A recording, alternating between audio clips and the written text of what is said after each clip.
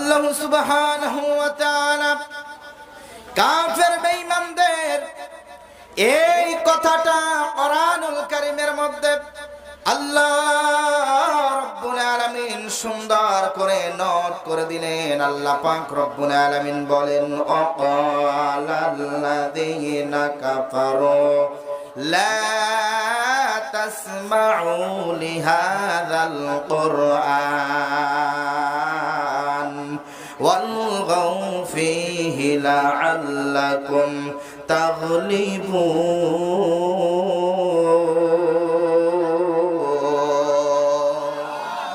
আল্লাহ রাব্বুল আলামিন কাফের বেঈমানদের এই চক্রান্তটা, কাফের বেঈমানদের এই কথাগুলো আল্লাহ পাক রব্বুল আলামিন এই কালামুল্লাহ শরীফের মধ্যে নোট করে রাখলেন।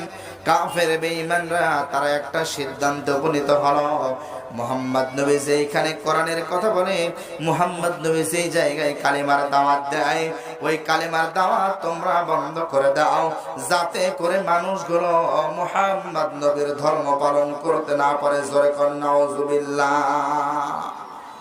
বিগত দিনে 5ই আগস্টের আগে আমরা দেখেছি আবু জেহেল, আবু লাহাবের উত্তরসূরি যারা ছিল তারা হাজার হাজার মাহফিল গুলো বন্ধ করেছে। কথা কোন ঠিক কিনা? কারণ হলো তদানীন্তন সময়ে কাফেররা যেভাবে চাইতো না আল্লাহর দুনিয়ায় আল্লাহর দিন প্রতিষ্ঠিত হোক, 5ই আগস্টের আগে ওই আবু জেহেল, আবু লাহাবের রক্ত যাদের শরীরের মধ্যে ছিল বন্ধু, ওরাও চাইতো না 56,000 বর্গ মাইলে আল্লাহর দিন প্রতিষ্ঠিত হোক। কথা কোন ঠিক কিনা? তারা যেমনি ভাবে কোরআনটাকে দাবিয়ে দিতে চেয়েছিল, আমার নবীর উপর আক্রমণ করেছিল, আমার নবীর বিরুদ্ধে ষড়যন্ত্র করেছিল। তারা 1 নাম্বার ষড়যন্ত্র করলো, মুহাম্মদ নবীকে ঘরবন্দি করে রেখে দাও, মুহাম্মদ নবীকে জেলখানায় বন্দি করে রেখে দাও। আল্লাহ রাসূলকে শিয়াবে আবি তালেবে যেমন 3টা বছর জেলখানার মধ্যে বন্দি করে রেখেছিল, 1450 বছর পরেও আমরা দেখেছি 5ই আগস্টের আগে আমার দেশের আলেম ওলামাদেরকে এই ফ্যাসিস্ট অবৈধ সরকার তারাও কিন্তু আলেমদেরকে জেলখানায় বন্দি করেছিল। কথা কোন ঠিক কি ঠিক না? আবু জেহেল, আবু লাহাব, উতবা, সাইবা, মক্কার কাফেররা নবীকে শিয়াবে আবু তালেবে 3 বছর বন্দি করে রাখলো। তারা দারুন নদওয়ায় এই আইন পাশ করেছিল। আমরাও দেখেছি বাংলাদেশের সংসদ ভবনে আইন পাশ করে মিথ্যা মামলা হামলা দিয়া আলেমদেরকে জেলখানায় বন্দি করে রেখেছিল। আল্লাহ পাক রব্বুল আলামিন বলেন, ওয়া মাকারু ওয়া মাকারাল্লাহ আল্লাহু খায়রুল মাকিরিন। জোরে বলেন আল্লাহু আকবার। আল্লাহ পাক রব্বুল আলামিন বলে, অবৈধ বাবার অবৈধ সন্তান, তুমি কি মক্কর জানো? তার চাইতে বেশি মক্কর আমি আল্লাহ জানি। কথা কোন ঠিক কি ঠিক না? আল্লাহ তাআলা এমন ধরা ধরছে ভাই। আল্লামা শহীদ দেলোয়ার হোসেন সাইদি সাহেব বলেছিল যে তোমরা বেশি বাড়াবাড়ি করো না, বেশি বাড়াবাড়ি যদি করো পৃথিবীর কোথাও জায়গা হবে না, সুজা মামুবারু দিল্লি গিয়ে পড়তে হবে। কথা কোন ঠিক কি ঠিক না? পৃথিবীর অন্য কোথাও জায়গা হয় নাই, মামা বাড়ি জায়গা হয়েছে। মাঝে মাঝেই বলে আসতেছি, পাশেই আছি। কি কয়? পাশে আছি, আসতেছি। আমরা বলি আসো, কোন সমস্যা নাই। বাংলার জনগণ সুতার মালা নিয়ে অপেক্ষা করতেছে। কথা কোন ঠিক কি ঠিক না? রাগ করলেন? প্রিয় মুসলমান ভাইরা, আল্লাহ পাক রব্বুল আলামিন কাফের বেঈমানদের 1 নাম্বার ষড়যন্ত্রটা তারা আমার আপনার নবীকে জেলখানায় বন্দি করেছিল।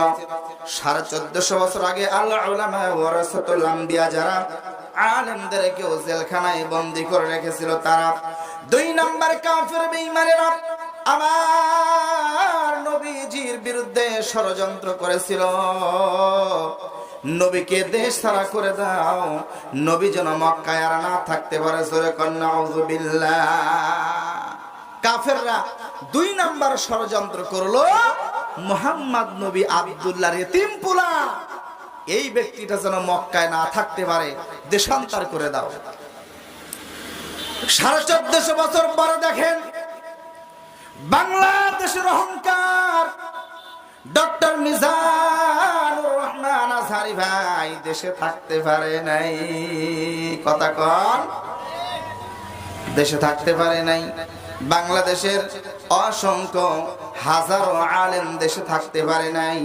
তারা যেমন ভাবে ওই সময় রাসূলকে মক্কা থেকে বের করে দিয়েছিল, ঠিক এমনি ভাবে 1450 বছর পরে নবীজির উত্তরসূরি যারা, এদেরকেও বন্ধু আমার দেশ ছাড়া করেছিল। 3 নাম্বার পয়েন্ট হলো, 3 নাম্বার তারা দারুন নাদওয়ার বৈঠকে একটা আইন পাস করেছিল। 3 নাম্বার হলো রাসূলকে হত্যা করে ফেলা। মুসলমান ভাইরা রে আমার, এক পর্যায়ে রাসূলকে হত্যা করার জন্য যখন অসংখ্য যুবকদেরকে যখন সেট করে দিল, আল্লাহ রাসূল সাল্লাল্লাহু আলাইহি ওয়াসাল্লাম হযরত আলী রাদিয়াল্লাহু তাআলা আনহুকে নিজের বিছানায় শুয়াইয়া নবীজি হযরত আবু বকর রাদিয়াল্লাহু তাআলা আনহুকে নিয়া মক্কার জমিন ছেড়ে মদিনার দেশে রওনা হয়।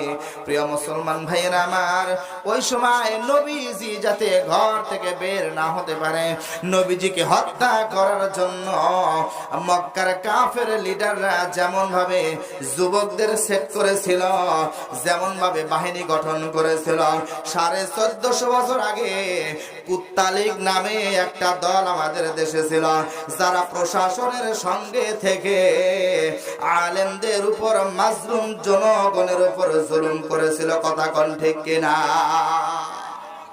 এই ফ্যাসিস্ট তাদেরকে বলেছিল সোনার ছেলে। কি বলেছিল ভাই? সোনার ছেলে।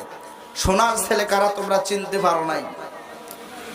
সোনার ছেলে কারা তোমরা চিনতে পারো নাই?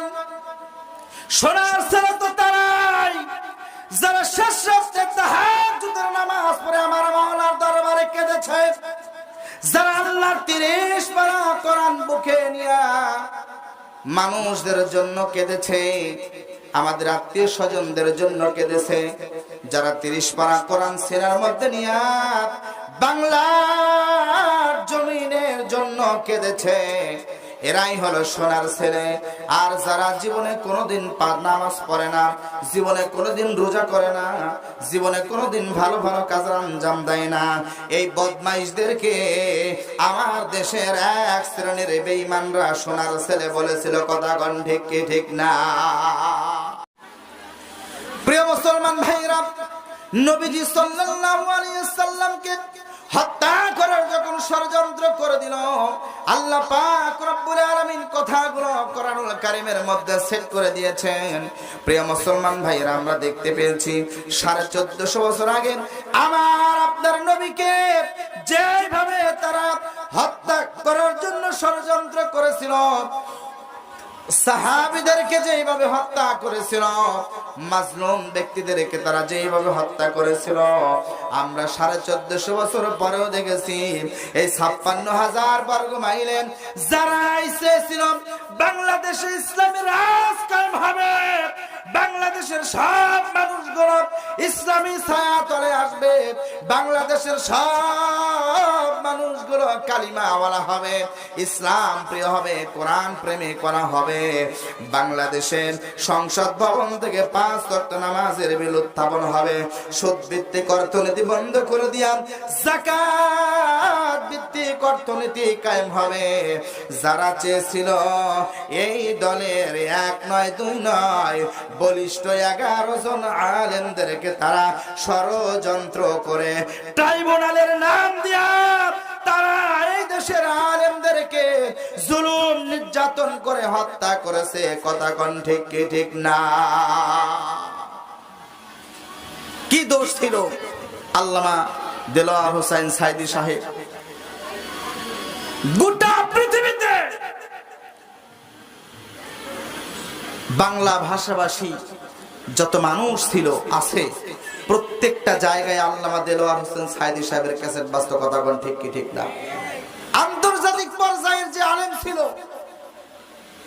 কাবা শরীফের মধ্যে যে কোনো সময় ঢোকার পারমিশন ছিল 4-5 জন ব্যক্তির গোটা পৃথিবীতে। তার মধ্যে আল্লামা দেলোয়ার হোসেন সাইদি সাহেব ছিল একজন। কি দোষ ছিল তার? দীর্ঘ 1 নয় 2 নয় 13টি বছর জেলখানায় বন্দী করে মাজলুম একজন আলেমকে দিনের পর দিন ধুকে ধুকে মরতে হয়েছে। কথা কোন ঠিক কি ঠিক না?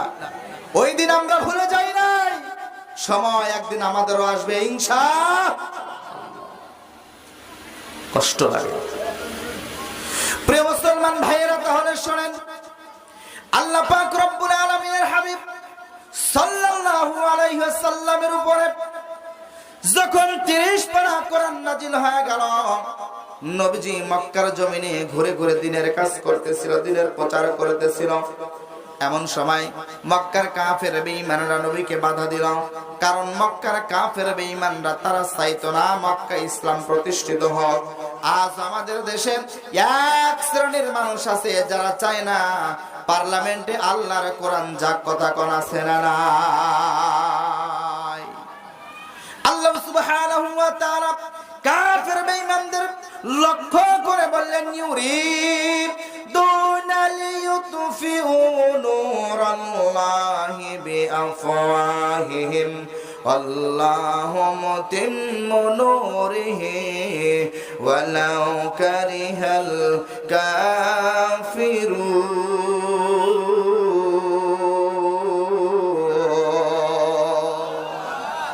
আল্লাহ পাক রব্বুল আলামিন ওই মক্কার কাফের বেঈমানদের শুধু নয়, গোটা পৃথিবীতে কিয়ামত পর্যন্ত যত বেঈমান আসবে, যত কাফের আসবে, প্রত্যেকটা বেঈমানের সম্পর্কে আল্লাহ পাক রব্বুল আলামিন বলে, ও দুনিয়ার কাফের বেঈমানেরা, তোমরা শুনে রেখে দাও, গোটা পৃথিবীর সব বাতিল যদি এক হয়ে তোমরা আমি আল্লাহর নূরকে নিভিয়ে দিতে চাও, আমি আল্লাহর কোরআনকে যদি তোমরা দুনিয়ার থেকে মিটিয়ে দিতে চাও, তোমরা শুনে রেখে দাও, কিয়ামত পর্যন্ত যদি তোমরা চেষ্টা করো, আমি আল্লাহর নূরের বাতিকে কোনোদিন নিভাইতে পারবে না।